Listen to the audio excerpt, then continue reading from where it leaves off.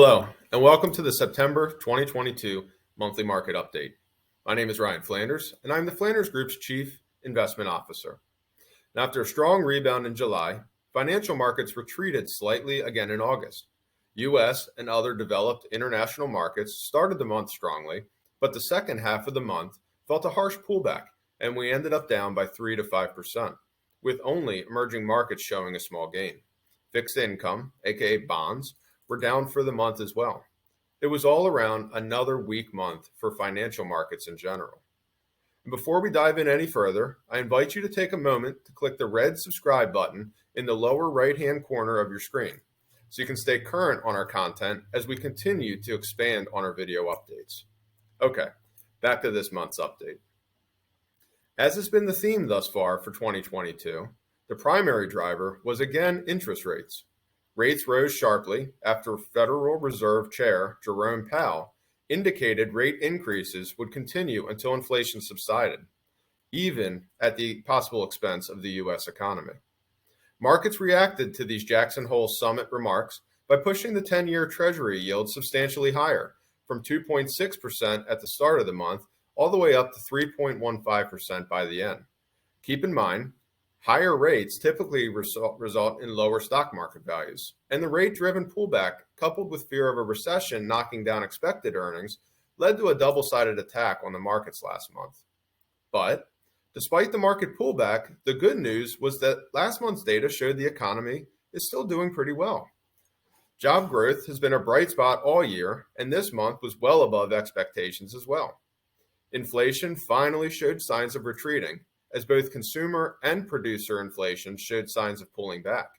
And maybe even more impressive, both major measures of consumer confidence also improved for the month. And overall, despite media-driven fears, at this point, a recession still doesn't look likely in the near future. But while that is good for the economy, it is important to remember that the Fed is working to purposefully slow down our economy. While it may appear contradictory, a strong economy actually keeps the risk for markets elevated. And why is that? Well, because a stronger economy means the Fed is more likely to keep raising interest rates. And that battle, rates versus growth, is currently the primary hurdle markets need to continue to navigate. So looking forward, it also sets the stage for the rest of the year. But despite that, everything might be better than it now appears. And why? Well, we need to quickly recall the markets are a forward-looking pricing mechanism, which simply means today's prices are based on assumptions about tomorrow. We know that the Fed has clearly laid out its future plans, and markets are now expecting higher rates. But the higher the expectations, the greater the chance the rates will end up lower than expected, which would also be positive.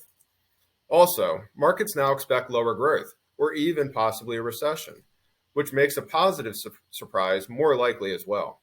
So with depressed market expectations, we don't actually need good news for markets to rally, just less bad news, and that looks more and more likely. Now, that's not to say we're done with turbulence. Markets are still struggling to grasp the quickly shifting messages that our economy, as well as policymakers, are giving, and the potential for more bad news is still possible. But as a result of 7 months of basically the same headlines, many of the risks have been priced into the market already, and the scope for positive surprises is coming into focus. And that's the bottom line here.